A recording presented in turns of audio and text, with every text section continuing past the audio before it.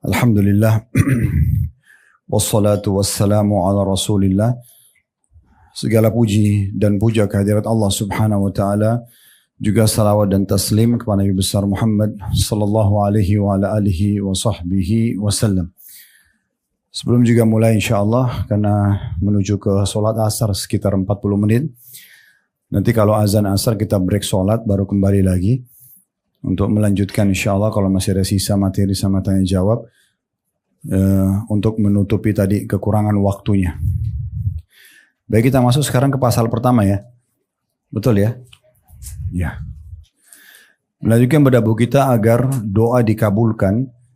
Sebab-sebab terkabulkan dan tertolaknya doa berdasarkan Al-Quran dan As-Sunnah. Yang ditulis oleh Dr. Said Ali bin Wahf Al-Qahtani, hafidahullah.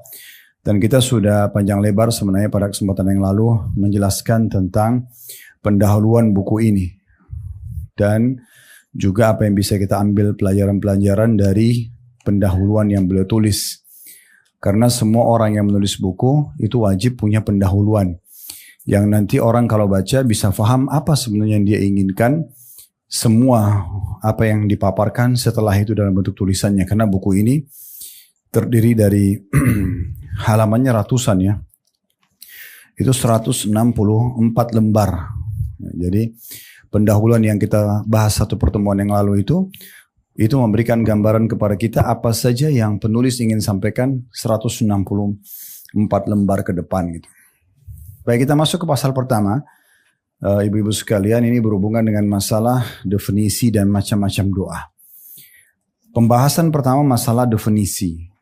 Semua buku yang merupakan karya ilmiah, kalau mereka jelaskan tentang sebuah hukum atau sebuah peraturan atau syariat Allah SWT, biasanya dikasih definisi. Ibu bisa lihat misalnya kalau dalam buku fikih sholat, pasti dikasih dulu definisi sholat itu apa sih? Secara bahasa, etimologi atau terminologi secara istilah. Puasa misalnya, puasa Ramadan sering kita kerjakan. Tapi kalau ibu kembali ke buku-buku ulama, pasti mereka mulai dengan definisi puasa itu apa. Secara bahasa dan juga secara istilah atau etimologi dan terminologi. Semuanya begitu, haji, umrah, doa, apa saja pasti ada definisi. Karena dengan definisi ini kita jadi tahu, oh ternyata yang dimaksud itu adalah ini. Mungkin selama ini persepsi kita kelilur misalnya. Atau masih kurang sehingga kita bisa sempurnakan. Baik, di sini ditulis oleh penulis, doa dari segi bahasa berarti meminta dan memohon. Dan kalau istilah bahasa berarti bisa dipakai untuk semua aktivitas kita. Ya, jadi kalau berdoa dalam bahasa Arab dari sisi bahasanya, itu adalah semua yang berbau permintaan. Ya. Seperti ucapan saya berdoa kepada Allah, saya memohonnya dengan suatu doa. Artinya saya memohon kepadanya dengan meminta dan saya mengharapkan suatu kebaikan yang ada dari sisinya. Hanya saja memang penggunaan bahasa doa itu umumnya ya digunakan untuk Allah Subhanahu wa taala. Berdoa kepada Allah berarti meminta darinya kebaikan dan mengharapkan kebaikan tersebut. Masuk dalamnya kebaikan, ibu-ibu sekalian, ibu minta sesuatu kebaikan, dipenuhi kebutuhannya, ya apapun yang kita butuhkan dari rezeki, panjang umur, kesehatan, itu juga ya namanya permintaan atau kebaikan. Sama juga kita minta diselamatkan dari mara bahaya. Itu juga permintaan kebaikan. Jadi ibu kalau berdoa jangan hanya sekedar minta supaya dikasih penuhi kebutuhan makan, minum dan segala macam, tapi minta juga berlindung dari segala macam mara bahaya. Itu juga kita minta kebaikan namanya. Sebagai contoh dalam bahasa Arab, da'a li fulan, dalam kurung ya, dengan menggunakan kata bantu li. Da'a li fulan. Berarti berdoa untuk si fulan, yaitu memohon kebaikan untuknya. Nah, dari definisi ini juga berarti kita boleh mendoakan orang lain. Bahkan rutinitas mendoakan orang lain, apakah orang itu sudah baik, kita minta agar dipertahankan kebaikan padanya, kayak lagi sehat, kuat, rezekinya melimpah, kita minta agar diberkahi. Atau orang yang sedang dalam keadaan kesulitan, kita minta agar diberikan solusi ya oleh Allah Subhanahu wa taala. Yang penting ibu harus garis bawahi, ibu kalau mendoakan orang lain sebenarnya keuntungan pertamanya kembali kepada kita. Misal contoh ada temannya ibu sehat nih, kaya raya. Lalu saya katakan, Bu doakan juga dia. Bukan ibu berpikir untuk apa saya doakan Ustaz? Toh dia sudah kaya, dia sudah sehat. Kenapa saya nggak doakan orang yang sakit saja atau orang yang miskin saja? Maka jawabannya harusnya semua bisa didoakan. Orang yang baik atau orang yang buruk. Maksudnya orang dalam kesulitan ya. Karena dalam sebuah hadis nanti akan dipaparkan juga panjang lebar dalil setelah ini. Adalah sabda Nabi SAW, tidak ada seorang muslim yang mendoakan saudaranya muslim yang lain. Kecuali di atas kepalanya, malaikat mengatakan, wala kamithluhu wala kamithlu. Kau akan dapat yang sama, kau akan dapat yang sama. Jadi kalau ibu bilang, ya Allah tambahkan keberkahan rezeki buat suami. Suami doakan istrinya, teman untuk temannya. Atau ada orang yang memang kita tiba-tiba tahu dia punya perusahaan maju. Kemudian kita lagi berkunjung atau datang ke sana, kita mengatakan semoga Allah berkahi. Sebenarnya kita sedang doakan diri kita. Karena malaikat di atas kepala kita mengatakan engkau akan dapat yang sama, engkau akan dapat yang sama. Nah berarti dari sini hati-hati ibu ya. Kalau ibu misalnya malah bilang semoga dia celaka, ya, semoga dia bangkrut. Nah itu berarti seperti kita sedang mendoakan diri kita. Ulama mengatakan kalau orang yang berdoa ini bukan orang yang dizalimi, maka doanya itu kembali kepada dia. Misalnya kita cuma hasad saja, iri sama tetangga, iri sama orang. Kita minta supaya dia malah dapat kecelakaan, maka itu kembali kepada diri orang yang mendoakan. Tapi kalau orang ini sedang terzalimi, betul, dia punya hak. Satu celah saja. Dan orang yang terzalimi, muslim atau kafir, diijabah doanya. Makanya Nabi SAW berkata kepada Mu'adz bin Jabal radhiyallahu anhu, hai Mu'adz, hati-hati kamu dengan doa orang yang terzalimi, karena tidak ada antara dia sama Allah hijab. Tidak ada pembatas. Ya. Jadi jangan pernah sentuh hak orang lain, jangan pernah tidak memberikan hak orang lain karena doanya mustajab walaupun dia orang kafir. Contoh ibu punya perusahaan, ibu punya pegawai orang non muslim. Gak boleh ibu bilang misalnya, sudahlah dia kan non muslim, gak usah saya kasih gajinya. Tuh dia orang kafir misalnya, gak boleh. Ya. Dia kalau dia berdoa ibu kehancuran, maka ibu akan dapat itu. Satu-satunya doa orang kafir yang masih diijabah, kata ulama adalah dia kalau terzalimi. Ya. Ada sebagian ulama menambahkan doa kedua untuk orang kafir diterima kalau dia minta hidayah. Kayak misalnya dia bilang, ya Allah tunjukkan saya yang terbaik misalnya. Orang Nasrani, maka itu Allah ijabah juga. Tapi selain daripada dua ini, nggak ada doa orang kafir diijabah. Sesuai dengan hadis Nabi SAW dalam riwayat Bukhari, pernah Nabi SAW lagi jalan sama Aisyah berdua, lalu ada orang Yahudi lewat lalu mengatakan, Assalamu alaikum. Kan kita harusnya ucap assalam ya. Dia ganti lamnya jadi alif. Jadi assam. Assam itu artinya kematian. Orang Yahudi ini pikir Nabi gak dengar gitu. Dia mengatakan assalamualaikum. Nabi bilang waalaikum. Artinya dan untuk kalian kan itu. Kan kalau ibu bilang assalamualaikum warahmatullah. Kan yang jawab bilang waalaikum kan. Maksudnya dan untuk kalian juga. Nah Nabi bilang waalaikum. Kalau sama orang kafir ibu cuma bilang waalaikum. Ya. Maka Aisyah marah lalu mengatakannya Rasulullah. Sambil dia marahin Yahudi itu mengatakan semoga kematian untuk kalian. Kata Nabi SAW, tenang hai Aisyah. Tenang. Dia Aisyah mengatakan, ya Rasulullah apa anda tidak dengar apa yang mereka bilang? Nabi SAW bilang, saya dengar. Apa kau tidak dengar jawabanku? Dia bilang kematian buat kalian. Saya juga bilang untuk kalian kan selesai. Ya. Lalu Nabi bilang apa? Ingatlah doa kita orang muslim. Kepada mereka diterima sama Allah. Bisa kita sekarang doain supaya Allah binasakan pasukan Yahudi yang membantai umat Islam. Itu diterima sama Allah. Cuma kalau belum terlihat berarti akan ada proses. Allah akan kasih gitu. Kemudian doa mereka untuk kita nggak diterima. Misalnya orang kafir bilang hancurkan umat Islam, itu tidak akan terjadi. Nah seperti itulah. Ini definisinya ya. Jadi kita di sini dari definisi juga bisa ambil pelajaran untuk mendoakan kebaikan untuk orang lain. Daripada ibu marah-marah saja, selalu cari kesalahan orang, doakan. Ya, supaya dapat hidayah. Karena doa adalah ibadah. Kita doakan. Saya pernah kasih contoh di pertemuan kita yang lalu, kalau ibu sedang misalnya menghadapi ada orang jahat nih, dia utang gak bayar. Kita punya dua opsi. Opsi pertama, ibu rasa ibu terzalimi, oh ya Allah hancurkan dia. Butakan matanya, pincangkan kakinya, misal contoh gitu. Karena dia jengkel, gitu kan. Oke, Allah ijabah karena ibu kan terzalimi, ibu punya hak ya. Tapi ingat, hanya sebatas itu. Itu cuma balas dendam namanya. Oke, Allah butain matanya. Habis itu ibu gak dapat apa-apa. Tapi kalau ibu bilang, ya Allah kasih dia hidayah. Berikan dia petunjuk. gerakkan hatinya supaya dia mau bayar utangnya, mudahkan dia membayar. Lalu Allah kasih dia hidayah, dia bayar. Lalu dia orang baik, setelah itu mungkin dia dengar nasihat di pengajian, mungkin dia dinasihati oleh seseorang, misalnya dia dapat hidayah. Semenjak itu sampai kapanpun dia meninggal, ibu dapat pahala dia. Karena ibu terlibat dalam mendoakan kebaikan. Nah yang kedua ini yang positif, gitu kan? Karena semua orang bu pasti akan pernah ditipu orang.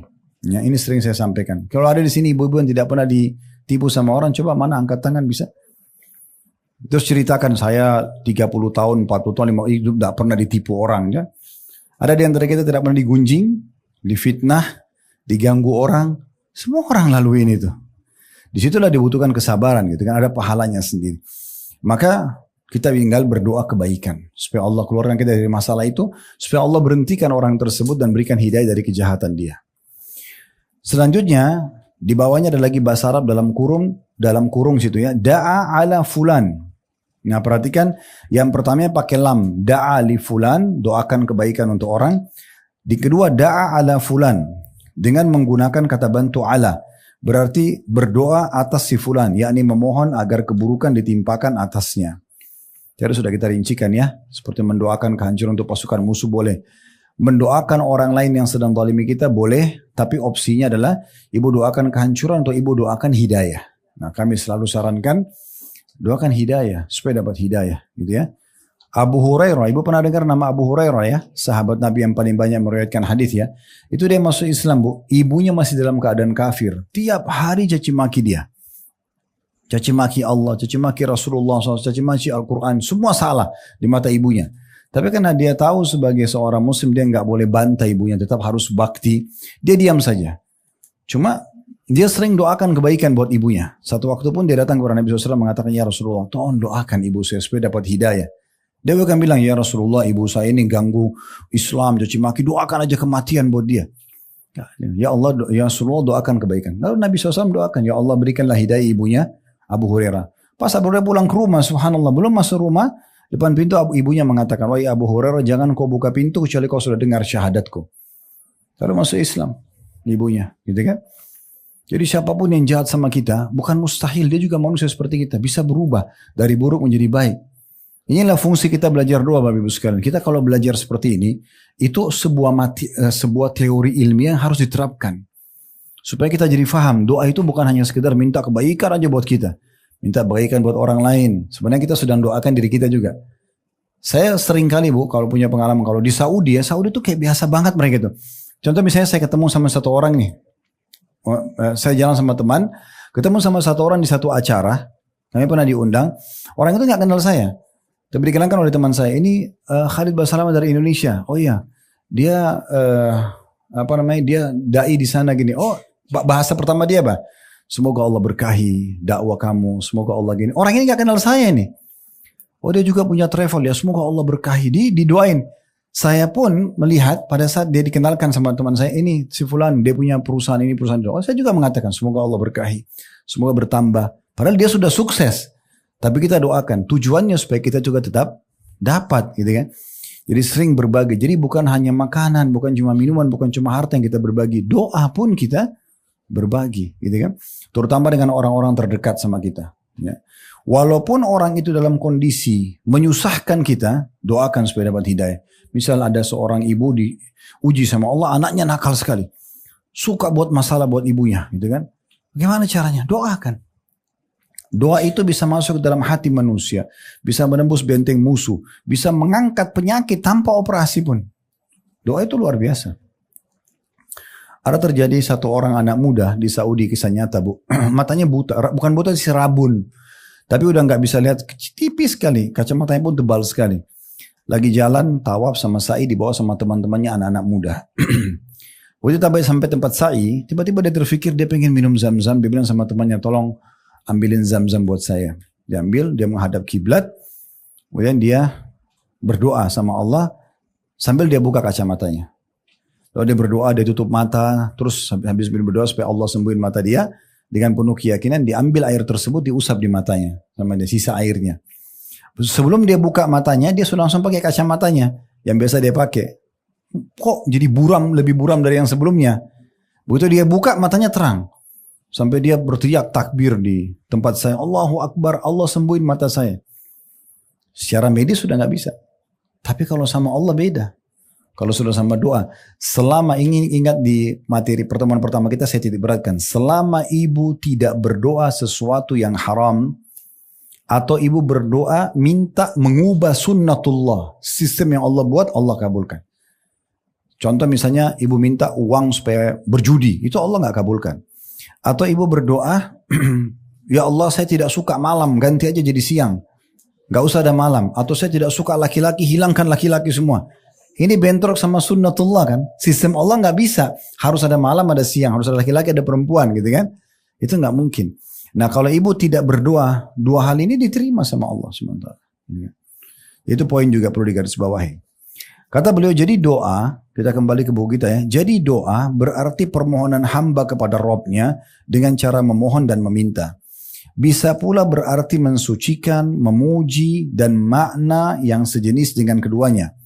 Doa adalah bagian daripada zikir, dan zikir sendiri ada 3 macam. Baik, sampai sini dulu kita jelaskan lagi. Doa adalah permohonan dan dia ibadah, Bu ya. Ingat, saya ulangi lagi di pertemuan pertama juga kita pernah ulangi nih. Ibu kalau mau nulis tulis, ini penting pesannya ya. Yaitu berdoa meminta dipertahankan nikmat yang sedang ada lebih afdal. Doa agar nikmat ya, minta dipertahankan lebih afdal daripada masalah sedang terjadi lalu minta solusi. Itu lebih afdal.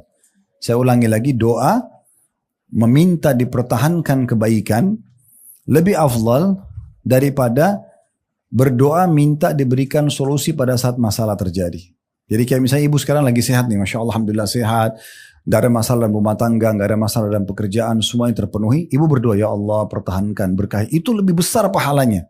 Dibandingkan ibu lagi ada masalah, baru ibu bilang, ya Allah berikan saya solusinya. Artinya apa? Tidak ada alasan untuk tidak berdoa. Ada kan orang kadang-kadang yang bilang berdoa Bu ya, mau doa apa ya? Gitu loh. Kan semua sudah ada. Ada pasangan, ada anak, ada makanan, ada kekayaan, ada rumah. Ya justru itu minta pertahankan. Supaya Allah pertahankan. Itu lebih besar pahalanya dibandingkan nanti ada masalah baru minta solusinya. Dan dalam sebuah hadis yang lain juga sudah kita ingatkan pertemuan yang saya ulangi lagi. Kata Nabi SAW, kenali Tuhan kalian pada saat kalian sedang lapang. Lagi lapang, dia akan mengenali kalian pada saat kalian sedang sulit. Jadi kalau kalian ditanya, mau nggak Bu, ibu lagi sakit, minta kesembuhan, ibu lagi bangkrut, minta supaya dikembalikan kekayaannya, atau lagi ribut supaya bahagia kembali. Tentu orang semuanya mau. Caranya gimana? Justru pada saat kita lagi lapang berdoa. Ya. Lagi enak-enak sama suami, sama anak-anak, gak ada masalah. Ya Allah berkahi, ya Allah pertahankan. Itu lebih baik daripada nanti ada masalah baru berdoa. Walaupun dua-duanya bisa ya. Itu kalau kita lagi sakit, kita minta supaya disembuhkan boleh. Tapi ini penting sekali. Jadi saya ulangi, berdoa dalam kondisi, dalam meminta dipertahankan nikmat lebih afdal daripada meminta ya solusi pada saat permasalahan sedang jadi. Walaupun dua-duanya boleh gitu. Selanjutnya ada juga tambahan di sini, beliau mengatakan doa adalah bagian daripada zikir. Nah ini banyak orang berpikir zikir itu hanya menyebut nama Allah, saya misalnya subhanallah, alhamdulillah, Allah akbar, astagfirullah gitu ya. Tapi sebenarnya bukan seperti itu. Doa zikir itu lebih luas Bu. Zikir dibagi oleh ulama, yang paling pertama adalah zikir umum. Semua yang bisa membuat ibu ngingat Allah, zikir namanya. Ya. Apapun itu, misalnya ibu lagi keluar ke satu tempat kayak ke taklim tadi sini. Walaupun ibu tidak menyebutkan dengan lisannya subhanallah, ibu sekarang sedang berzikir. Kenapa? Karena menuju ke ibadah. Berarti kan ibu sedang mengingat Allah, kan gitu. Kalau ibu tidak ingat Allah, nggak mungkin ibu mau duduk di sini. Ibu pasti mau duduk di tempat lain misalnya kan gitu. Itu secara umum. Ibu lagi silaturahim keluarga, ibu lagi mau jenguk orang sakit. Apa saja kita kerjakan itu berarti selama dia pada jalan kebaikan namanya berzikir juga. Itu zikir secara umum. Zikir secara khusus dibagi oleh para ulama, ada zikir ya dalam bentuk doa, nanti kita bahas sebentar ya. Ada juga zikir yang menyebutkan dengan lisan. Baca Al-Quran juga masuk dalamnya berzikir. Ya. Jadi semua itu masuk dalam bab zikir yang merupakan ibadah yang luar biasa gitu ya. Beliau jelaskan sini zikir sendiri ada 3 macam. Yang pertama, mengingat dan menyebut-nyebut nama Allah dan sifat-sifat Allah dan makna-makna yang dikandung olehnya. dan memuji, mengesahkan Allah dengannya, serta mensucikannya, n-nya besar kata ganti Allah ya, dari segala yang tidak patut baginya. Itu zikir ya. Dan zikir ini terbagi lagi menjadi dua macam kata beliau. Ungkapan yang pertama, ungkapan puji-pujian dari orang yang berzikir kepada Allah Subhanahu wa taala dengan menyebut-nyebut namanya dan sifat-sifatnya ya. Dan bagian inilah yang disebutkan dalam beberapa hadis seperti subhanallah, walhamdulillah, wala ilaha illallah, wallahu akbar. Maha suci Allah, segala puji hanya bagi Allah, tidak ada Tuhan yang berhak disembah kecuali Allah, Allah maha besar. Yang kedua, memberitakan tentang hukum-hukum yang berkenaan dengan nama-nama dan sifat-sifatnya. Seperti Anda mengatakan Allah Maha Agung, Allah Maha Kuasa atas segala sesuatu. Dia lebih suka dengan taubat hambanya daripada orang yang menemui tunggangannya, kendaraannya yang hilang. Dia mendengar suara hamba-hambanya. Dia melihat aktivitas mereka. Tiada sesuatu pun yang tersembunyi darinya, dan Allah lebih menyayangi mereka dari kasih sayang kedua orang tua mereka terhadap mereka.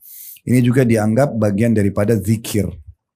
Ya, jadi saya ulangi lagi di poin ini, ibu sekalian, beliau mengatakan zikir yang pertama adalah zikir dengan memuji-muji Allah dengan menyebut nama-nama dan sifat-sifatnya. Yang pertama yang umum kita kerjakan, kayak kita baca subhanallah, alhamdulillah, Allah akbar, Allah. Yang kedua adalah ibu ingatkan dirinya dan orang lain. Misalnya ibu bilang, ada orang sakit nih, sabar ya, Allah itu akan memberikan pahala yang besar bagi orang yang sabar gitu ya. Atau ada orang diberikan nikmat, bersyukur, karena Allah itu akan memberikan tambahan orang bersyukur. Itu juga ibu lagi berzikir namanya. Karena ibu mengingatkan orang ya. Seperti diantaranya pengajian kita seperti ini. Di sini satu-satu saya ingin tanggapi ya, poin nomor 2-nya. Memberitahukan tentang hukum-hukum yang berkenaan dengan nama-nama dan sifat-sifat Allah. Seperti Anda mengatakan Allah Maha Agung ya. Allah Maha Kuasa atas segala sesuatu ya. Ini namanya kita mengingatkan diri kita dan orang lain tentang sifat-sifat Allah. Kemudian D-nya kata ganti Allah besar. Sebenarnya kan dalam bahasa Indonesia setelah koma bu nggak boleh huruf besar ya. Kecuali titik. Kalau titik baru huruf pertamanya huruf besar. Tapi di sini lihat setelah koma D-nya, dianya D besar. Karena ini kata ganti Allah. Ya. Dia lebih suka dengan tobat hambanya daripada orang yang menemukan tunggangannya atau kendaraan hilang. Sudah tahu ini bu ya? Sudah tahu belum? Ya? Saya perlu jelaskan? Ya, jadi ada hadis Bukhari yang kata Nabi SAW, Allah itu sangat senang, gembira dengan taubat hambanya. Lebih senang dan lebih gembira, ini berarti Allah punya sifat itu ya.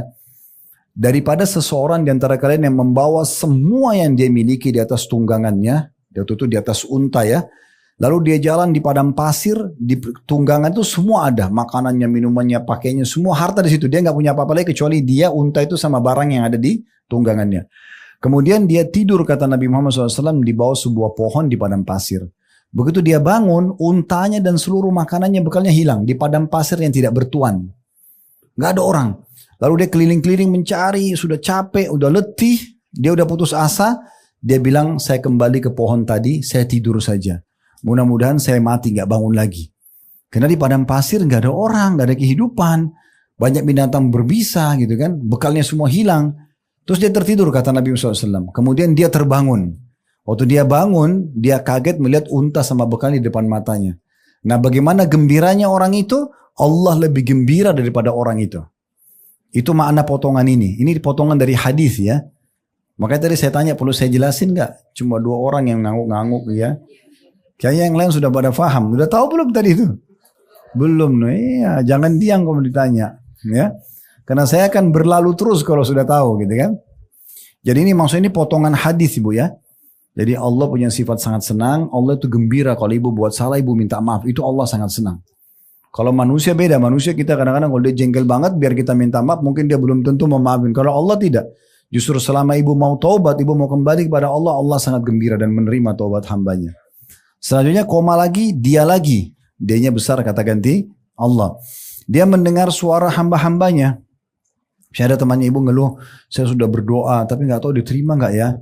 Ibu bilang, Allah itu mendengar suara-suara hambanya. Karena salah satu sifat Allah adalah As-Sami', Maha mendengar. Kan gitu. Kemudian selanjutnya koma lagi, dia-nya besar kan. Dia melihat aktivitas mereka. Karena Allah itu Al-Basir, Maha melihat. Ibu harus faham apapun ibu kerjakan baik atau buruk Allah tahu. Jangan pura-pura nggak tahu masalah ini. Mau ibu sendirian di kamar hotel tetap Allah tahu semuanya. Ibu sendirian, ibu terima telepon orang tidak ada yang lihat manusia Allah tahu. Ya. Ini penting sekali mengenal nama-nama dan sifat Allah. Allah itu tahu semuanya. Makanya para sahabat, para tabi'in, orang-orang saleh sebelum kita, mereka tanamkan betul perasaan sifat-sifat Allah itu sehingga mereka betul-betul merasa kalau dia bersyukur kepada Tuhannya Allah, kalau dia takut kepada Tuhannya Allah. Umar mengatakan radhiyallahu anhu, ingatlah sebelum matamu tertuju kepada sesuatu yang haram, ketahuilah Allah lebih dulu melihatmu. Maka Allah maha mengawasi dan maha mengetahui, itu maksudnya. Jadi kita ingatkan orang begitu. Ibu-ibu juga kalau nasihatin anaknya ingat, jangan selalu bilang ibu atau ayah.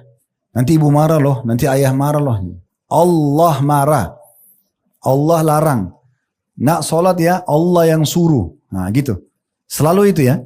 Saya terapkan pada anak-anak saya yang Allah amanahkan. Subhanallah. Saya kadang-kadang lagi menyendiri. Saya dengar mereka ngobrol. Mereka tidak tahu kalau saya ada. Tapi kakak adik sudah ngomong. Allah gak boleh loh. Allah larang. Allah suruh loh. Gitu. Jadi mereka tuh sudah bawa itu.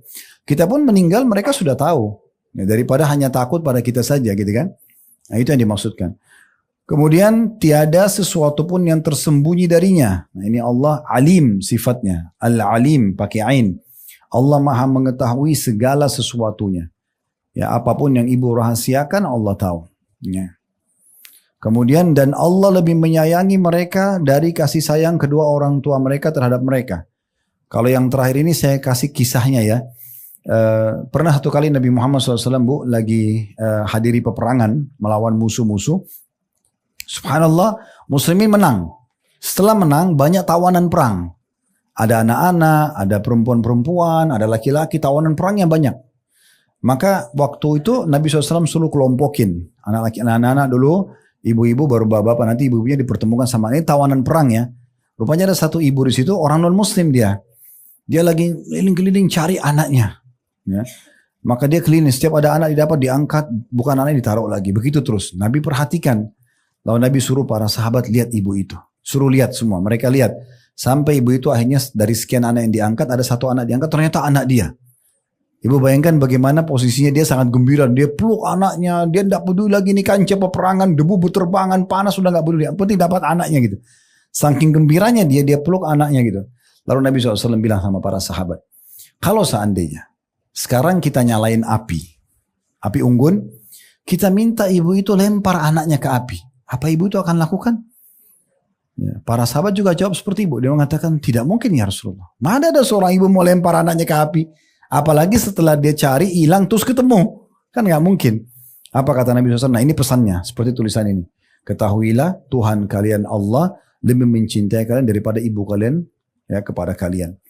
Jadi bagaimana ibu kita sayang sama kita. Kemudian kita sayang sebagai ibu-ibu sayang pada anaknya. Allah lebih sayang. Jadi Allah gak mau kita masuk neraka bu. Allah mau ini kita semua selamat, makanya diutus Nabi, diturunkan kitab, disampaikan sama para ulama, para dai, ibu nggak boleh, ibu kerjakan, ibu jangan. Itu sekarang ibu itu sekali sayangnya Allah. Sampai pernah saya sampaikan kalau kita temukan ada satu maling, naudzubillah mencuri, digebukin di masyarakat oleh masyarakat dan mati, itu tetap kasih sayangnya Allah. Kenapa? Karena Allah itu tidak pernah menghukum berat hambanya di awal perbuatan. Nggak ada orang itu mencuri pertama langsung digebukin, nggak ada. Tidak ada orang itu baru pertama kali zina langsung kemudian dia dibongkar semuanya. Gak ada. Allah masih tutupin. Allah buat dia rasa takut, rasa menyesal. Kalau dia ulangi lagi, nah peringatan Allah lebih besar. Tapi umumnya semua Allah datangkan rasa takut. Dia tetap melanggar, Allah datangkan lebih besar lagi. Misalnya dilihat sama orang. Tetap juga dia buat, Allah buat dia kepergok oleh media. Tetap dia buat, Allah rubuhin hotelnya. Gempa terjadi. Ketahuan telanjang misalnya. Itu kan gitu. Jadi lebih besar. Nah seperti itu. Jadi Allah subhanahu wa ta'ala memberhentikan orang pelaku dosa besar pun. Kayak tadi maling sampai digebukin sampai mati. Itu bentuk kasih sayang Allah. Karena orang ini sudah berulang kali mencuri. Gak mungkin pertama kali mencuri sudah begitu keadaannya. Tapi karena dia sudah dikasih peringatan. Nah, bahkan kadang-kadang sudah masuk penjara. Udah digebukin, udah ditampok masuk penjara. Sudah 5 tahun keluar curi lagi. Ya udah Allah datangkan orang dibunuh sekalian. Karena kalau tidak mau berhenti orang ini. Tidak mau berhenti.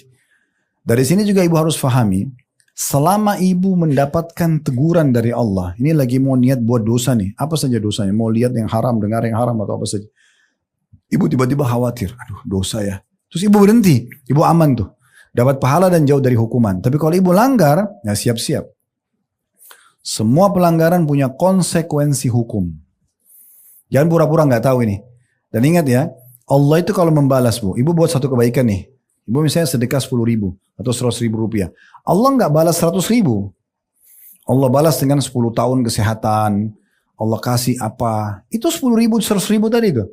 Sama orang buat dosa. Sekali bohong, Allah nggak hukum dengan 1 kali cambuk. Enggak, bisa 1 tahun orang menderita. Nggak selesai dari masalahnya. Karena masalahnya itu. Makanya jangan dianggap remeh amal kecil, amal kebaikan. Tetap kerjakan karena baik. Amal dosa juga ada yang dianggap remeh karena konsekuensi hukumnya ada. Ya, kalau orang kerja di satu perusahaan, kapan pegawai itu berprestasi, datang on time, kerjakan pekerjaan dengan baik, ikuti semua SOP perusahaan, pasti dia terima gajinya, bahkan dapat bonus, bahkan nama harumnya, namanya jadi harum, bisa naik jabatan, kan itu.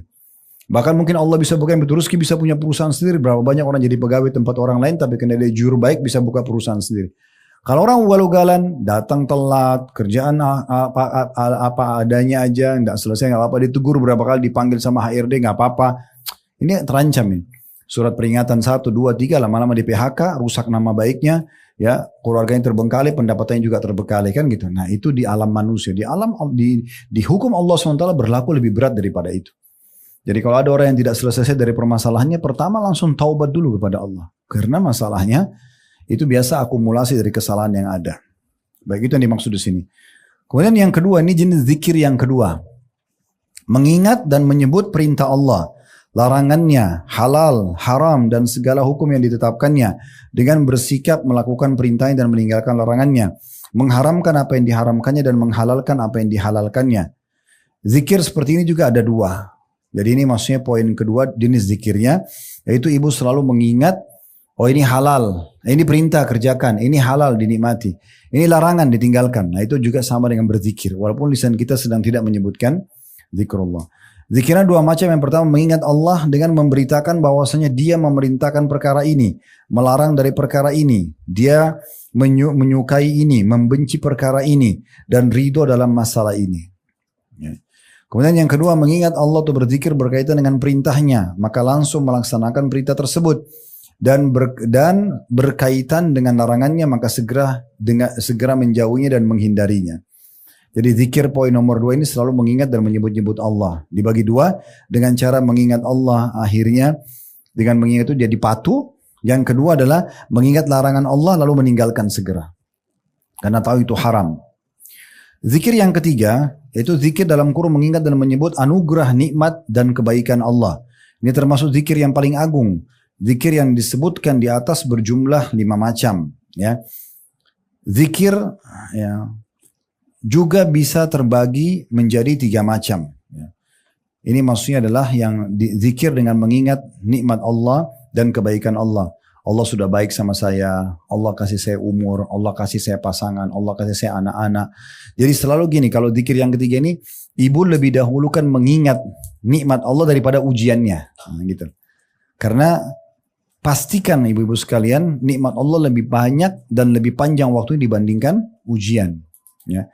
Kita kalau 1 tahun sehat, paling tahun depan sakit flu seminggu. Ya. Kita lapar, ya mungkin setengah jam, kita akan kenyang habis makan mungkin 5-6 jam ke depan. Pasti lebih banyak nikmatnya. Nah begitulah.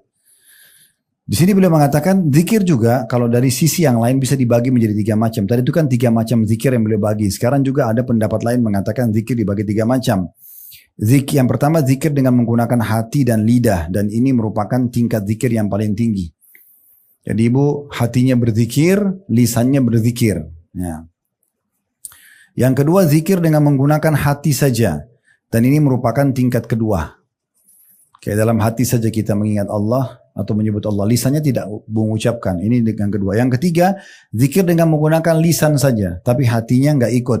Ini zikir menduduki tingkat ketiga. Tetap ada pahala. Contoh ibu habis sholat. Subhanallah, subhanallah, alhamdulillah, alhamdulillah gitu ya. Hatinya nggak hadir.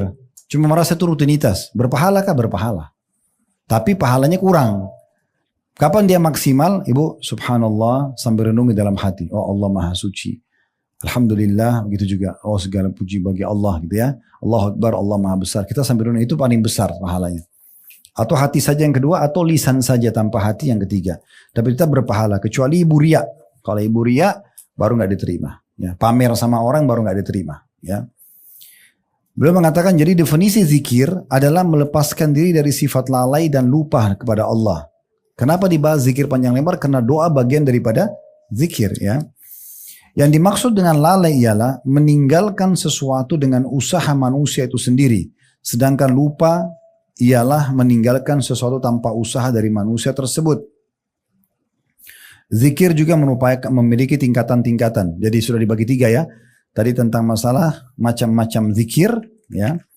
Itu dikatakan di situ tadi yang pertama, mengingat Allah dengan lisan ada 2 macam, memuji Allah seperti subhanallah alhamdulillah. Terus yang kedua menyebut-nyebut hukum-hukum Allah seperti mengajar, ya. Ini bagian dari poin pertama. Poin yang kedua, mengingat dan menyebut perintah Allah, larangan Allah, ya. Ini juga dibagi 2. Dengan mengingat perintah lalu mengerjakan, lalu mengingat larangan lalu meninggalkannya. Yang ketiga tadi zikir dengan mengingat nikmat Allah, besarkan nikmat Allah itu. Begini juga di poin ketiga ini Bu ya, masih di halaman 5 tadi, masih di poin nomor 3 yang tulisannya ditebalkan tuh yang di bold ya.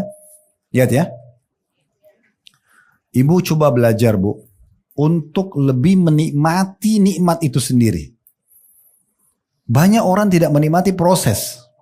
Contoh misal, kalau ada orang makan, mungkin dia hanya makan sepotong tempe, 1 piring nasi sama sambal. Tapi orang ini nikmati. Dia makan tempe itu pelan-pelan sambil dia nikmati, ya kacangnya itu, bumbunya segala macam. Dia makannya sama sambal pun dia nikmati, dia kunyahnya pelan-pelan. Ini beda sekali. Orang seperti ini biasanya kalau dia makan kita lihat kita juga pengen makan. Iya. Kadang-kadang cuma makan kerupuk aja, tapi karena dia nikmati sekali, atau dia cuma minum kopi. 1 teguk saja itu kayak nikmatnya luar biasa gitu ya. Nah itu sebenarnya bagian daripada bersyukur. Kalau dia faham, dia berpahala orang itu. Ya, gitu. Yang jadi masalah, ibu kalau tidak nikmatin prosesnya. Misalnya sambil makan, sambil angkat telepon. Yang mana mau fokus nih? Dengar orang atau makan? Kadang-kadang sudah habis, kita nggak tahu kalau itu sudah habis. Itu tidak nikmati. Menikmati proses itu bagian daripada bersyukur. Ya, itu penting sekali ya. Coba sekarang setiap ibu kerjakan apapun, nikmatin apa yang sedang dikerjakan. Lupakan dulu yang lain. Kalau kita lagi makan nasi, tempe sama sambal, lalu kita bayangkan ayam, kambing, itu jadi nggak enak ini. Iya nggak? Nikmatin ini aja, gitu kan? Nikmatin aja prosesnya. Ibu kalau lagi duduk sama suami atau suami sama istri, duduk berdua. Sekarang masanya ngobrol berdua, ya. Mungkin mata saling menatap, orang saling perhatian, tangannya sambil genggaman, bukan sibuk dengan handphone, lihat dinding gitu kan, atau sambil lihat TV. Ini nggak nyambung ini. Dia nggak nikmati itu. Sebenarnya dia timpan handphone, dia ngobrol berdua, lihat. Untuk apa menikah kalau lihat dinding, kan gitu. Nah, mungkin bagi orang lain mata pasangnya sudah bagus, mungkin orangnya sudah bagus kulitnya, mungkin sudah cukup. Tapi karena dia tidak nikmati, bagi dia biasa kecil. Ya, coba lebih dinikmatin. Anak-anak yang Allah kasih, besarkan nikmat itu. Bayangkan ada orang yang tidak diberikan anak misalnya, atau diberikan anak kurang dari anak kita. Ya, itu kan kita akan terus nikmatin semua hal-hal yang seperti itu. Nanti akan jadi besar itu. Ya, nikmati setiap langkah kaki kita yang bisa melangkah kakinya, tangan kita bisa menjama, lidah kita bisa merasakan ya. Bibir bisa mengucap, lidah bisa mengecap, tangan bisa menjama, kaki melangkah, kemaluan masih berfungsi. Ini semua nikmat yang tidak terhingga. Makanya kata Nabi SAW, Man asbaha aminan fi sirbi. Siapa yang tiba di pagi hari, dia aman di negerinya, atau di kotanya, atau di rumahnya. Dia aman, dia bangun, aman, tidak ada gangguan, tidak ada penjajahan. Kayak teman-teman di Palestina sekarang, tidur nggak tidur, mereka tetap terancam. Kita sekarang sudah dibebaskan sama Allah dari Belanda. Alhamdulillah 79 tahun kita merdeka. Itu luar biasa nikmat itu. Lalu kata Nabi SAW, mu'afan fi jasadi. Sehat jasadnya. Ibu tadi bangun pagi, sehat. Ya. Kemudian lahu kutu yaumi. Dia punya makanannya untuk hari itu. Faka'ana mahizat lahu dunya bihazafiriha. Maka sama saja dunia sudah datang kepada dia seluruhnya. Sebuah nikmat yang besar. Jadi coba besarkan, ibu minum air, beda dengan hanya sekedar hilangin haus dengan nikmatin air itu. Duduk ikuti sunnah Nabi, baca bismillah. Tahu Bu, Abdullah bin Umar radhiyallahu anhu, pernah dengar sahabat ini ya? Beliau kalau minum air 1 gelas bisa 10 sampai 11 kali tegukan. Baca bismillah, dilepas alhamdulillah. Dia nafas dulu, dia nikmatin. Baru dia minum lagi bismillah, dilepas lagi. Bayangkan 10 kali sampai 11 kali baca bismillah, 11 kali baca alhamdulillah. Berapa banyak pahalanya? Plus lagi dinikmatin sama dia itu. Kalau kita kan minum habis langsung. Apa kata Nabi SAW? Jangan minum seperti unta. Ini maaf yang lagi minum, saya bukan singgung ya. Bukan, maksud saya secara umum. Jadi Nabi SAW bilang apa? Jangan minum seperti unta. Unta itu bu, kalau minum, dia kalau nyedot air dia nggak berhenti. Sampai di dalam perut dia itu ada kayak kantong. Itu kalau tidak salah penelitian ilmiah bisa nampung 10 liter air. Ya, salah satu kan Allah bilang wa ilal ibili. Tahu ayatnya enggak? Wa ilal ibili kaifa khuliqat, dan kepada unta lihatlah bagaimana kami ciptakan. Itu ulama adakan penelitian, ada lebih dari 15 kelebihan unta. Di antaranya unta itu punya 2 kelopak mata. Jadi ada kulit, ada yang transparan. Jadi kalau lagi badai di padang pasir, dia turunkan yang kelopak transparannya.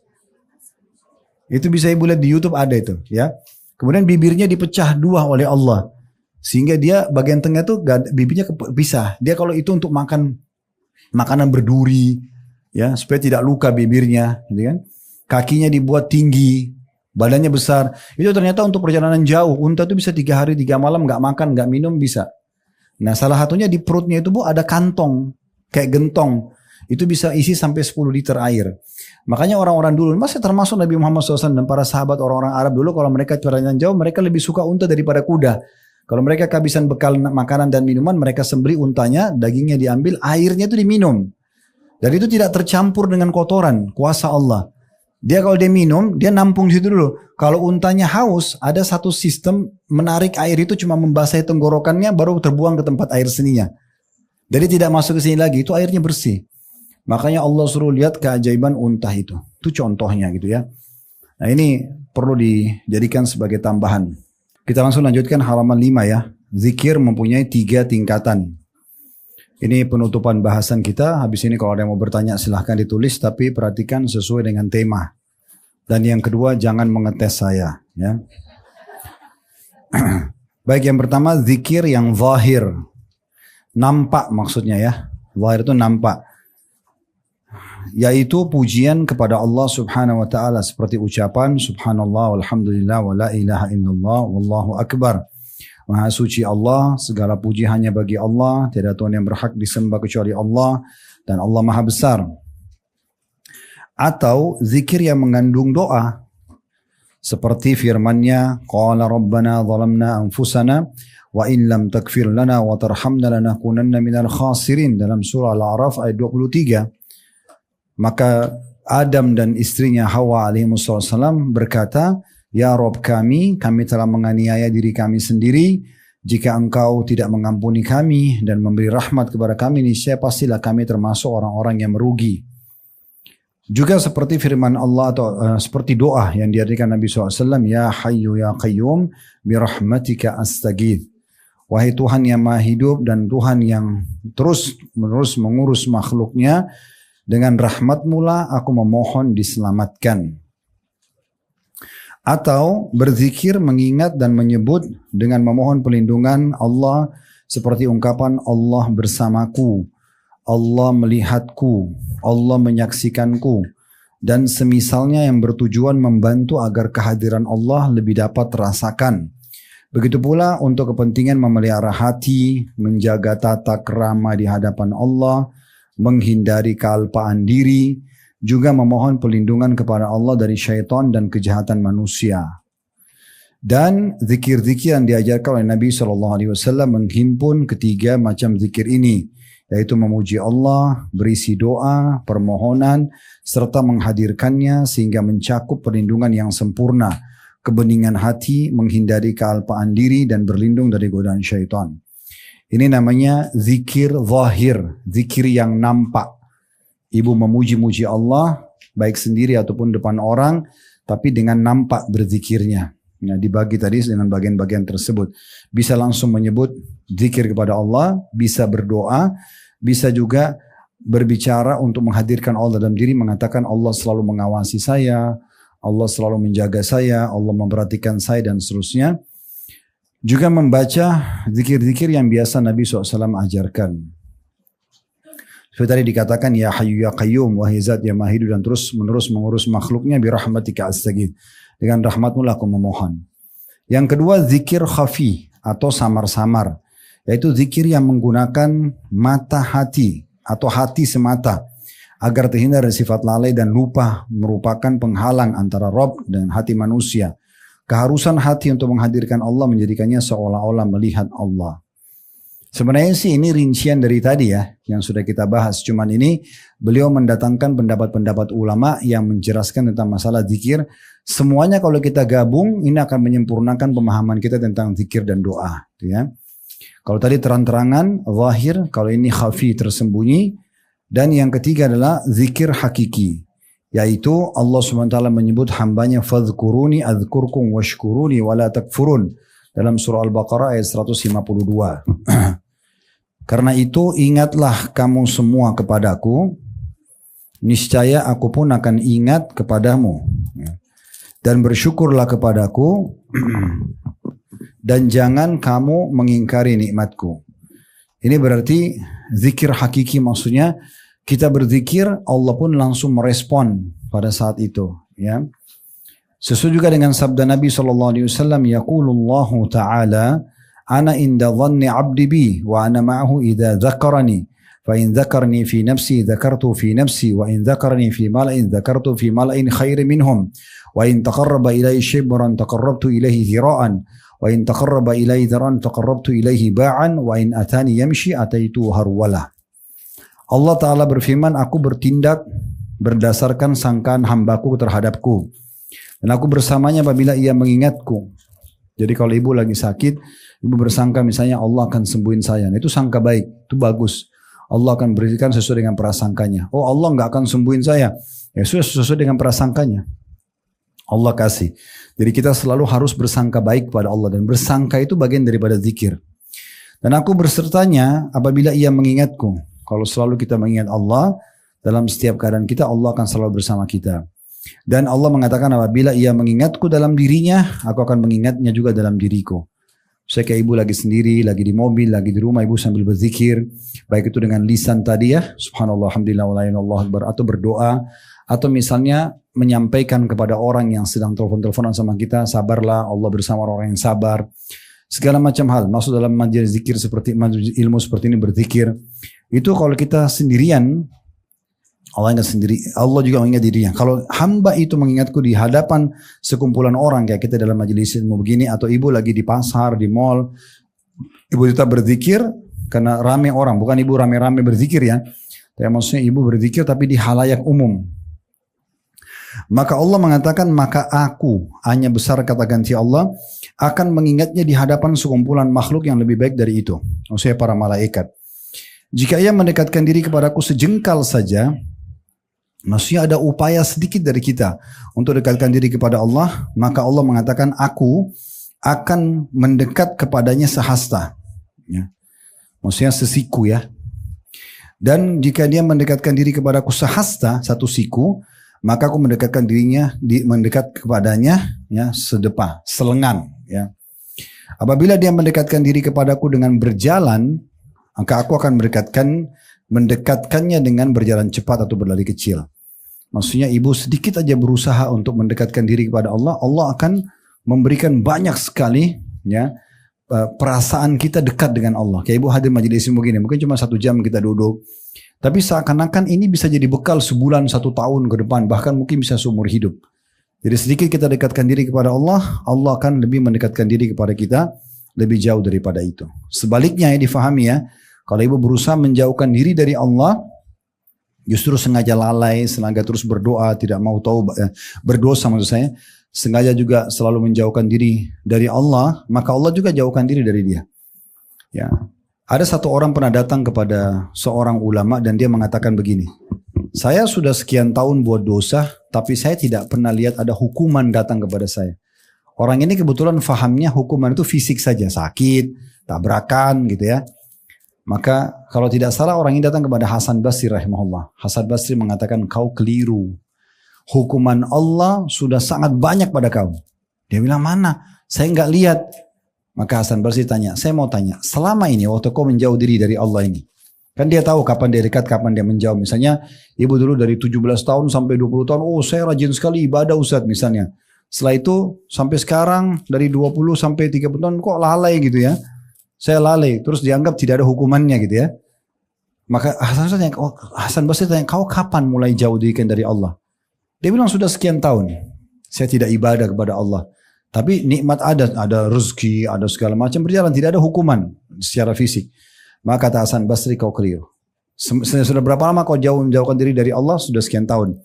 Oke, kata Hasan Basri begini. Saya mau tanya, selama kau jauhkan diri dari Allah ini, kamu bisa sholat tepat waktu? Dia bilang nggak bisa. Kamu bisa sholat malam? Dia bilang nggak pernah. Kamu bisa baca Quran? Nggak pernah. Kamu biasa rutin bakti sama orang tuamu? Dia bilang nggak pernah. Semua jenis ibadah yang disebutkan, dia kerjakan tapi dia lalai. Nggak bisa on time, nggak bisa konsisten. Kata Hasan Basri, itulah siksaan yang paling berat. Karena kalau Allah membenci seorang hamba, Allah buat dia tidak mau beribadah. Jadi bukan masalah jadi efek daripada buat dosa, Allah buat dia tambah lalai. Ya. Makanya umat-umat sebelum kita waktu disiksa sama Allah seperti kaum Ad, kaumnya Nabi Hud, kaum Thabud, kaumnya Nabi Saleh, kaumnya Nabi Nuh, kaumnya Nabi Ibrahim, kaumnya Nabi Musa, banyak Allah siksa. Yang Allah binasakan mereka itu sebelum disiksa, datang siksaan masalah pada mereka. Beberapa hari sebelumnya badan mereka tambah sehat, gembalaan mereka tambah banyak, harta mereka melimpah, hidup mereka bahagia, ketawa-ketawa. Begitu mereka tambah lalai begitulah datang disitulah siksaan Allah, datang sekonyong-konyong kepada mereka. Jadi Allah tidak menghukum orang kalau masih punya rasa khawatir, orang masih takut, itu Allah masih kasih dia terus sinyal supaya dia kembali kepada Allah. Tapi kalau orang yang lalai udah selesai. Ya, Allah akan hukum dia. Nah, ini termasuk hukuman yang sangat berat. Oleh karena itu hati-hati. Satu sisi kita diperintahkan kalau kita mendekatkan diri kepada Allah, Allah akan lebih cepat dekatkan diri kepada kita. Tapi satu sisi kalau kita menjauh dari Allah, Allah akan lebih cepat menjauh dari kita. Jadi sangat jauh. Ibu, kalau saya gambarkan masalah keimanan ini contoh rasional dari saya. Kalau saya gambarkan untuk ibu, iman itu seperti anak tangga. Jadi kan untuk masuk orang ini anak tangga tuh. Kalau kita misalnya sudah dekatkan diri kepada Allah nih, rajin sholat 5 waktu, pokoknya kita puasa, misalnya kita dekat sedekah, kita kan naik terus imannya tuh. Karena iman akan naik dengan amal saleh. Contohnya ibu kalau lagi haji atau umrah, lagi di Saudi kan terasa imannya beda ya. Karena kan bertambah itu. Nah itu semua begitu. Di sini pun sama di Indonesia. Kalau kita lagi rajin ibadah, bertambah tuh. Nah bertambahnya ini, kita ibu misalnya anggap ya ibu sampai ke anak tangga yang ke-10. Di situ ada godaan setan datang nih. Goda ini, goda itu, ibu lalai. Bahasa agama kita futur. Mulai lemah imannya. Dia turun tuh 2 tangga. Turun 2 tangga ini, setan gak akan biarkan ibu kembali ke level awal. Dia berusaha turun lagi. Sampai nanti ibu rasa kayak tidak ada iman rasanya. Kayak malas sekali ibadah. Bukan cuma sholat tahajud. Sholat wajib subuh pun jam 8, jam 7. Ya. Iya. Sholat kadang-kadang, sudah masuk waktu asar baru mau sholat duhur. Ya, lalai, karena dia lalai ya. Itu salah satu siksaan Allah, orang banyak gak paham itu. Jadi Allah buat dia gak bisa lakukan itu ketaatan. Karena kalau dia buat ketaatan kan konsekuensinya berarti dapat surga. Masa orang lalai maksud dikasih surga kan gak mungkin. Allah lalaikan dia. Satu sisi, jadi syaitan terus berusaha. Makanya kita harus berhenti stop Bu. Yang bisa menyetop dirinya ibu dari dosa ibu sendiri. Allah tidak akan turunkan tangan dari langit memberhentikan kita, nggak mungkin. Kita harus segera berhenti. Oh ini haram, berdosa, berhenti.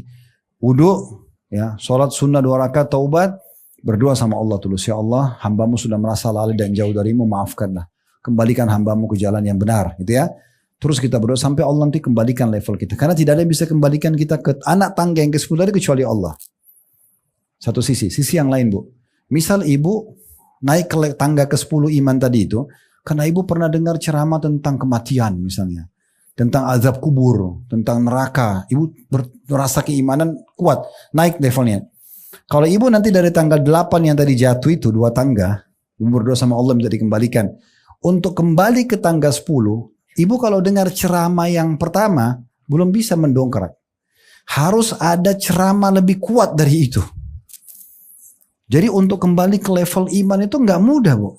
Sulit. Makanya jangan biarkan diri kita lalai. Saking sulitnya mempertahankan kebaikan. Ibu jujur nih 40 tahun. Ibu bohong satu kali aja di umur 41 tahun. Yang mana orang lihat? Orang lihat jujurnya atau bohongnya? Coba bayangkan efeknya. Itu kan dosa. Itu dosa satu kali bisa menghapus kebaikan kita semuanya. Itu bahaya sekali. Jadi jangan dianggap remeh ya. Makanya harus jeli bu. Kalau kita sudah berada di satu rel keimanan, amal soleh pertahankan. Kalau perlu tingkatkan terus. Dan itu sudah pernah saya sampaikan di penyampaian, tapi di sini belum ya. Saya ingatkan, kalau mau istiqomah, konsisten, perhatikan 4 hal. Ini sebagai penutupan bahasan kita ya. Perhatikan 4 hal. Jangan lolos dari 4 hal ini. Yang pertama yang harus diperhatikan ya, adalah ilmu. Majelis ilmu. Nah duduk seperti ini bu. Ibu luangin dalam 1 hari 1 jam, 2 jam, 1 pengajian, 2 pengajian. Offline atau online. Gak masalah. Tapi buat satu simbol di atas kepala ibu, tidak ada hari tanpa ilmu. Gak boleh berhenti dengar. Allah berfirman, Rasulullah bersabda, minimal sekali ibu dengar Al-Quran dengan terjemahannya, minimal. Ya putar di TV, di rumah, putar di mobil. Ingat ya, dengarin Al-Quran dengan terjemahan. Ibu gak ngerti bahasa Arab. Terjemahan itu akan menyentuh kita. Oh ternyata Allah berfirman begini ya. Terutama ibu beli yang juz 30 aja. Juz Ammah ya. Itu aja, ibu dengar-dengar ulang-ulangi. Karena situ ada siksa kubur, ada neraka, ada kisah umat-umat sebelum kita. Ini dulu surah-surah ini yang pertama turun di fase Mekah bu. Belum ada perintah sholat, belum ada perintah puasa di Mekah, itu belum ada. Itu perintah sholat Isra Mi'raj tahun ke-11 kenabian ya. Nabi kan 13 tahun berdakwah di Mekah ya. 10 tahun pertama nggak ada perintah itu. Belum ada. Nanti fase di Madinah baru ada. Jadi itu umumnya surah-surah Makkiyah pendek-pendek dan banyak berkumpul di juz 30. Itu untuk menyadarkan orang ada Allah, ada siksa kubur, ada umat-umat kita yang dibinasakan, dengarin itu. Nah, terutama ceramah-ceramah jangan lupa ya. Jadi usahakan jangan lewat 1 hari kecuali dengar ceramah. Saya nggak bisa lupa ini, dan ini ada beberapa orang panitia pengajian yang undang kami di luar Jakarta. Itu harus saya pernah ke Bali, saya ke Makassar, hampir semua kota lah di Indonesia. Alhamdulillah sudah pernah kami injakkan kaki. Rata-rata panitia yang undang saya itu mengkritik saya karena mereka pasang flash disk di mobilnya. Ada juga yang pasang hard disk, itu full ceramah. Dia kalau starter mobil, dia atau supirnya langsung connect ceramah itu. Begitu dia turun belanja atau ketemu teman, naik, starter lagi, lanjut lagi ceramahnya. Ceramah itu yang lanjut. Kebetulan sih teman-teman panitia kena undang saya, memang mereka dengarin ceramah saya itu. Kayak kasus ibu kalau lihat di playlist YouTube kami punya kajian sirah tidak kurang dari 40 episode. Serial sahabat lebih dari hampir 50 episode lebih.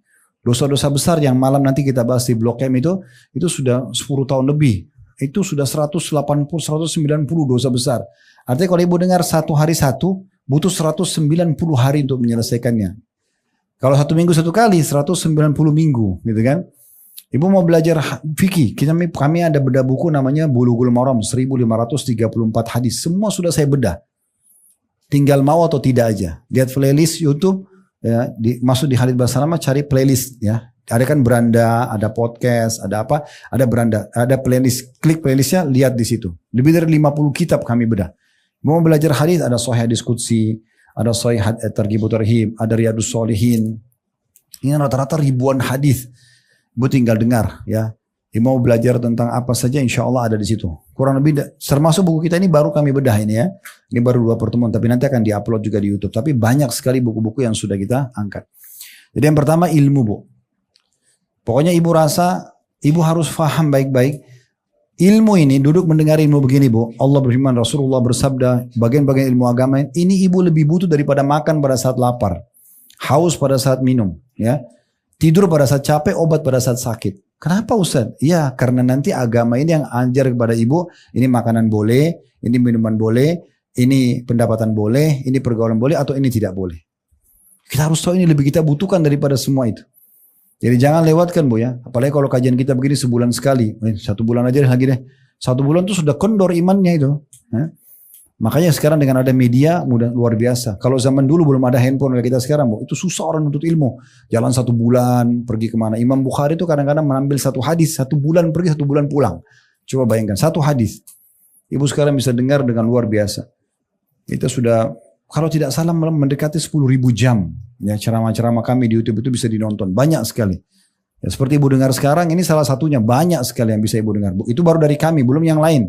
Banyak ustaz-ustaz kita yang lain bisa didengar gitu ya. Jadi yang pertama majelis ilmu. Kalau mau konsisten, mau istiqamah, mau berada di real iman tidak turun, itu harus ada ilmu. Karena pondasi iman itu ilmu. Tidak ada iman orang tanpa ilmu, nggak mungkin. Ibu mengkhayal, mau rajin sholat malam, mau rajin sedekah, bakti, tidak ada ilmunya nggak mungkin. Dengar begini majelis ilmu setengah jam, 1 jam, pasti akan bertambah imannya. Pasti akan bertambah. Itu pondasi dasar. Kalau iman sudah ada, berasal ilmu, baru iman, maka semua perintah Allah kita bisa kerjakan, semua orang kita bisa jauhi. Karena keimanan itu. Yang kedua, yang harus diperhatikan, komunitas. Yang kedua ini, praktek ilmu dulu. Praktek ilmu, amalkan. Banyak orang hadir majelis ilmu begini, oh bagus ya ceramahnya, oh bagus ya bukunya, sudah dapat apa? Penceramahnya nggak tambah gemuk, ibu udah tambah gemuk, nggak ada bertambah apa-apa. Apa gunanya pujian itu? Nggak ada gunanya, nggak ada manfaatnya. Angin lalu, kamu hebat ya, kamu pintar ya, kamu bagus, terus bisa apa? Gak ada. Ya, dan ibu perlu garis bawahi ya, kalau ada saudara kita muslim ibadahnya bagus, jangan dipuji di depannya. Gak boleh ibu bilang, kamu rajin sekali ya, tadi sholatmu bagus ya, kamu doanya tadi panjang ya, gak boleh ibu dong. Itu bisa membuat dia tadi ikhlas jadi riak nanti. Makanya pernah ada sahabat Nabi, sholatnya khusyuk banget, luar biasa khusyuknya. Saking khusyuknya sampai ada orang duduk sebelah Nabi bilang, ya Rasulullah, saya suka orang ini, ibadahnya bagus banget. Kata Nabi SAW, jangan kau perdengarkan. Kalau kau perdengarkan dia jadi, kau telah membinasakan dia. Tadinya dia ikhlas sudah jadi riak. Jadi sama kalau kita lagi buat kebaikan, tidak usah ibu tunggu pujian orang, jangan. Ibu kasih orang miskin bantuan 100.000, tunggu dia bilang terima kasih, untuk apa? Mau diapakan terima kasihnya dia? Kasih orang terima kasih, gak masalah. Kalau selama kita karena Allah, gak ada hubungannya orang itu terima kasih atau tidak. Kan begitu. Nah itu poin penting, jadi amal kita maksimal pahalanya ya. Nah perlu dipraktekin. Nah dalam mempraktekin ilmu ini bu, harus dipaksakan. Harus ibu paksa. Kayak sholat malam, sudah tahu keutamaannya kan. Tapi masalahnya kenapa ibu selama ini masih bolong-bolong gak sholat malam? Karena gak paksain diri. Mulai malam ini saya komitmen mau sholat malam. Siapin sejadah terbaik, mau kena terbaik. Berdoa sama Allah, ya doa yang mau dibaca, sampaikan. Ibu belum terbiasa bangun agak awal-awal gak masalah. Subuh misalnya jam 4 lewat 45, oke, jam 4 deh bangunnya. Gitu kan. Wudhu segala macam, sholat setengah jam, 15 menit gak masalah. Jangan juga pertama sholat malam langsung jam 2 nanti ngantuk. Ya. Terus langsung pilih Al-Baqarah, nanti bosan. Gak masalah surah-surah pendek dulu, konsisten dulu. Sebulan berjalan, sudah terbiasa. Nanti ibu, gini bu ya, kita kalau biasa mengerjakan satu jenis ibadah, Allah akan berkahi di ibadah itu. Contoh ibu baru pertama kali sedekah, rasanya keluarin 10.000 tuh kayak berat. Tapi kalau ibu sudah sering keluarin 10.000 terus, lama-lama ibu lihat itu kecil. Ibu akan pindah ke 100.000. Mungkin awalnya berat, pindah lagi. Lama-lama kita jadi kecil. Sampai 100 juta, sampai miliaran kita anggap kecil. Karena Allah sudah berkahi. Ibu udah biasa sholat malam, sudah setahun, 2 tahun, 3 tahun berjalan. Nanti lama-lama jam 2 malam pun bangun biasa aja gitu. Gak jadi beban. Nah itu namanya Allah berkahi di situ. Ibu pertama mau baca Quran, berat rasanya. Tapi kalau ibu sudah rutinkan, Allah berkahi. Allah lihat keseriusan hambanya. Kita serius, praktekin itu, lama-lama Allah berkahi. Lama-lama kita merasa, kayaknya 1 juz 1 hari deh. Lama-lama, kayaknya bisa 2 juz sehari. Lama-lama ibu bisa khatam dengan waktu yang sangat pendek. Kenapa sahabat bisa khatam dalam 3 hari sekali? Kan karena mereka diberkahi di situ. Nah Allah mengatakan dalam Al-Quran, وَالَّذِينَ جَاهَدُوا فِينَا لَنَهْدِيَنَّهُمْ سُبُلَنَا. Orang-orang yang memaksakan diri menuju ke jalan kami akan tunjukkan mereka ke jalan kami. Harus dipaksa. Paksa kerjain ketaatan, paksa tinggalin dosa. Ibu biasa buat dosa apa? Paksa. Nggak mau, saya nggak mau buat. Setan nggak akan jelma cekik kita kok. Tak, kau harus tetap berzina. Enggak. Enggak, saya enggak mau. A'udzubillah minasyaitonirrajim. Saya mau berhenti. Nah gitu. Itu termasuk definisi dalam masalah konsisten tadi.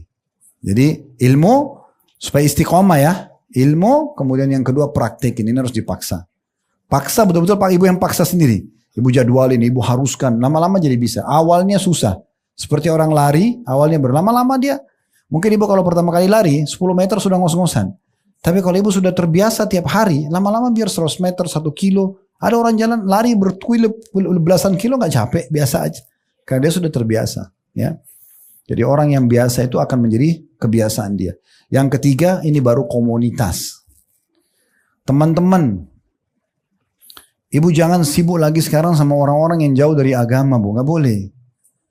Jangan bilang nggak apa-apa kok ya. Mungkin maaf ya, dia masih belum sholat, dia masih apalah, banyak pelanggaran agama, kita bilang nggak apa-apa. Jangan nggak apa-apa.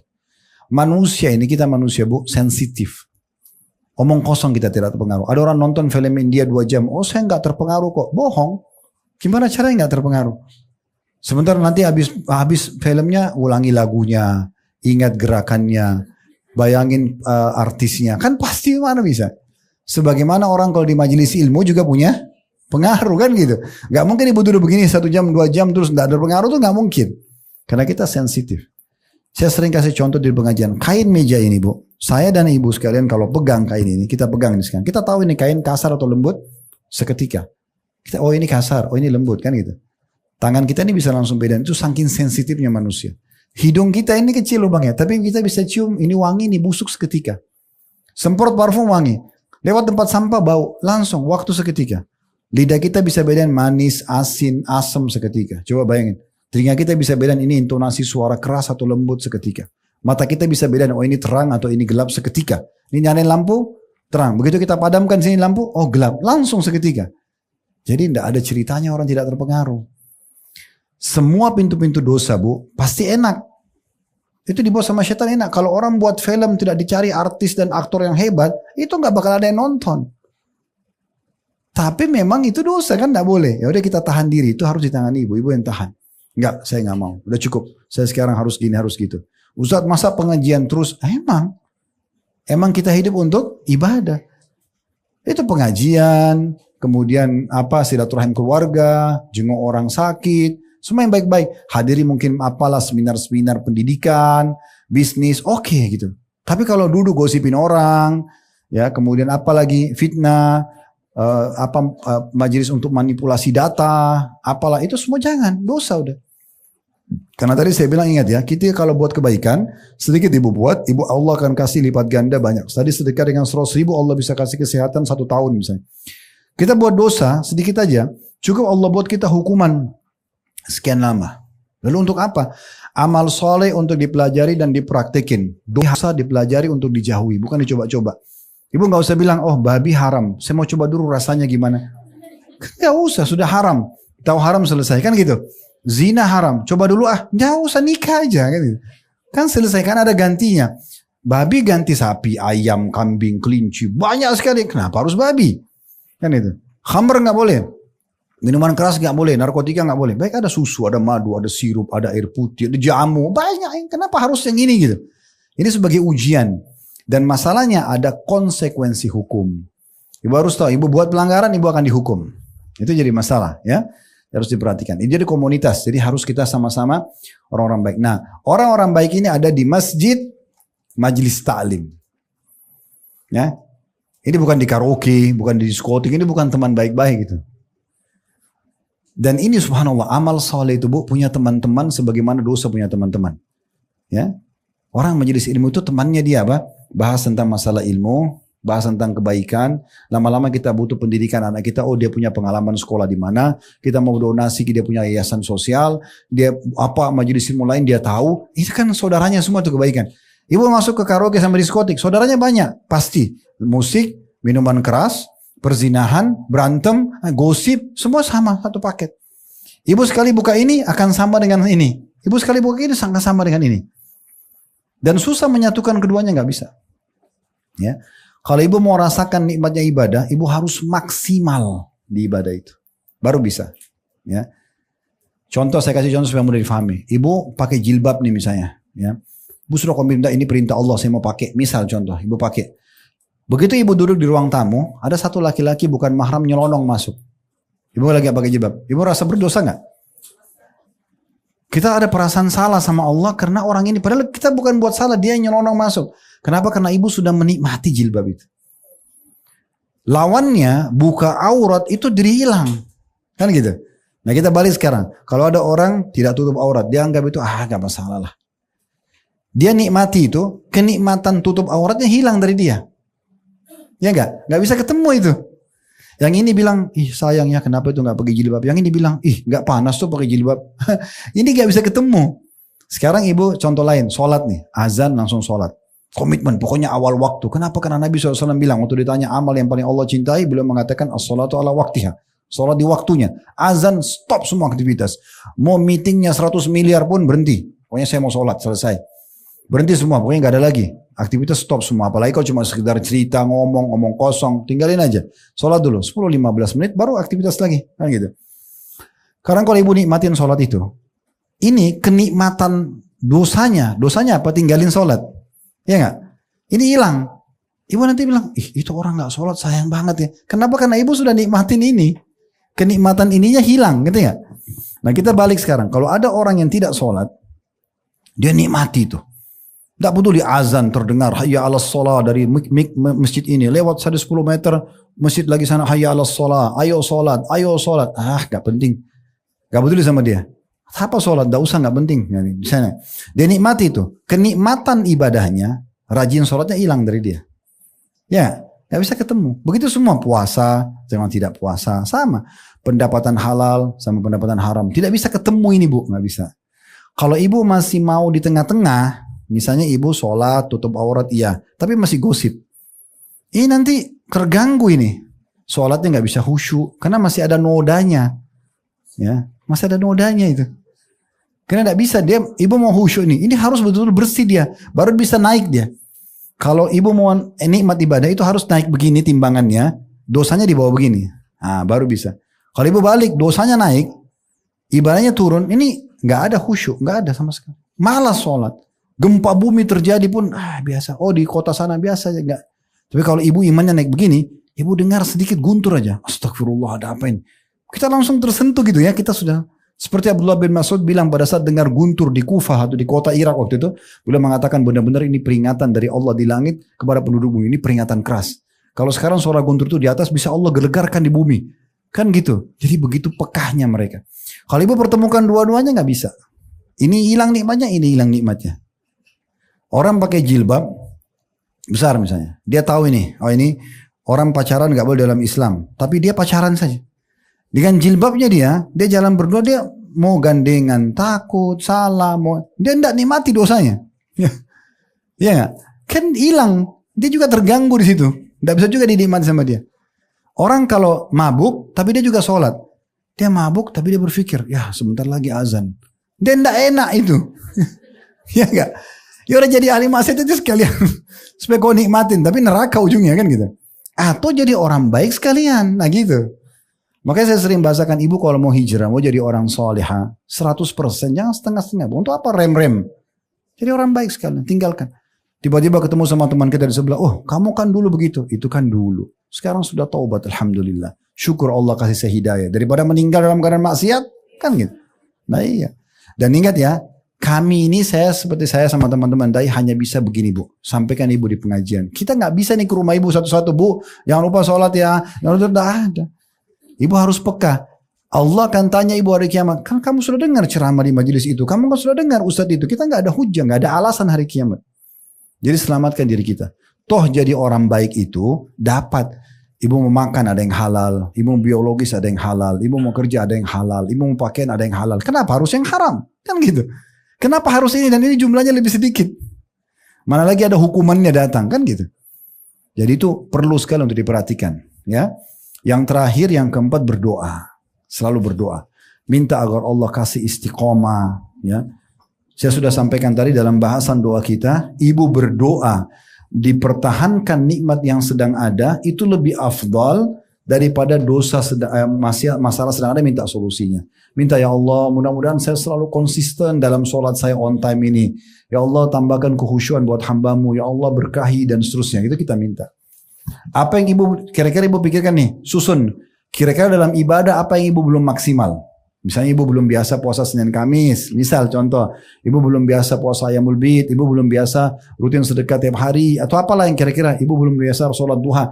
Itu ibu minta doa terus. Ya Allah mudahkan, ya Allah mudahkan. Dan ingat paksakan tadi, mulai dulu. Sholat duha 2 rakaat dulu. Baca inna ataina wal asr, tidak apa-apa. Yang penting lakukan dulu. Ya. Ini saya tutup juga dengan perkataan ini ya. Ibu kita ini sama syaitan, Bu, seperti orang yang mau lomba lari. Kita di garis start ya. Kita di sini, syaitan di sini. Selama ibu tidak melangkah, syaitan itu akan kalahin kita. Karena sebelah kita, kamu gak bisa, gak usah kamu begini, kamu gak bisa. Dia selalu gitu. Tidurlah malam masih panjang, gak usah bantu yang itu. Karena dia dekat sekali sama kita. Kita gak jalan, dia juga di situ.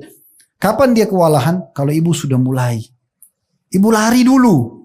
Kalau ibu lari udah mulai start, syaitan kelabakan godain kita, Bu. Karena kalau dia mau kejar kita, untuk goda kita, dia harus cepatnya sama dengan kita. Kalau ibu itu injak gas yang luar biasa, pokoknya mulai sekarang Senin Kamis saya nggak mau tahu, saya nggak mau tinggalkan. Sholat malam saya harus setiap malam, 2 salat tidak mau tahu. Pokoknya apapun bisikan syaitan, saya nggak mau tahu, udah syaitan rajim. Pokoknya saya begini konsisten, begitu ya.